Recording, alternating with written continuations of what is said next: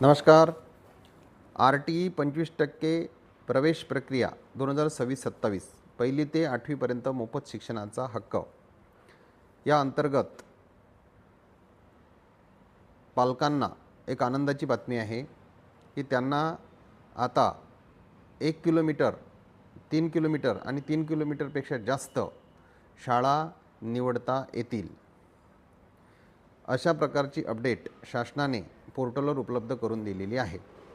आता प्रश्न असा आहे की ज्या पालकांनी आपल्या पाल्याचा फॉर्म हा भरलेला आहे, मग त्यांना एडिट करता येईल का? हो, नक्की करता येईल. त्यांच्यासाठी एक पर्याय उपलब्ध झालेला आहे. ज्यांनी फॉर्म भरला होता त्यांना एडिट करता येईल.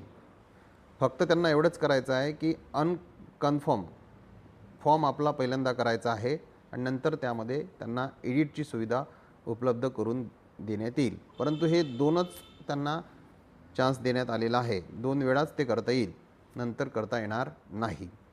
त्यानंतर फॉर्म भरण्याची तारीख हे 25 मार्च करण्यात आलेली आहे.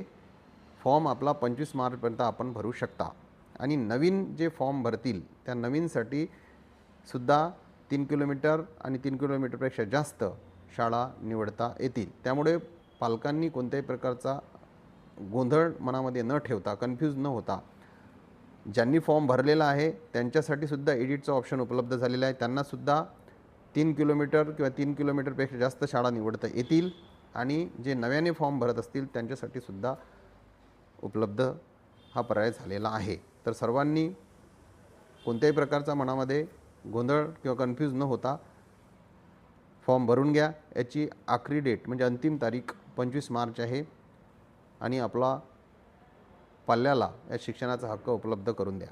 धन्यवाद. माहिती चांगली वाटली असेल तर शेअर करा, लाईक करा, सबस्क्राईब करा. धन्यवाद. नमस्कार. RTE 25% प्रवेश प्रक्रिया 2026-27 पहिली ते 8वीपर्यंत मोफत शिक्षणाचा हक्क या अंतर्गत पालकांना एक आनंदाची बातमी आहे की त्यांना आता 1 किलोमीटर, 3 किलोमीटर आणि 3 किलोमीटरपेक्षा जास्त शाळा निवडता येतील. अशा प्रकारची अपडेट शासनाने पोर्टलवर उपलब्ध करून दिलेली आहे. आता प्रश्न असा आहे की ज्या पालकांनी आपल्या पाल्याचा फॉर्म हा भरलेला आहे, मग त्यांना एडिट करता येईल का?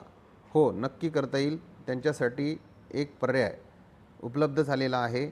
ज्यांनी फॉर्म भरला होता त्यांना एडिट करता येईल.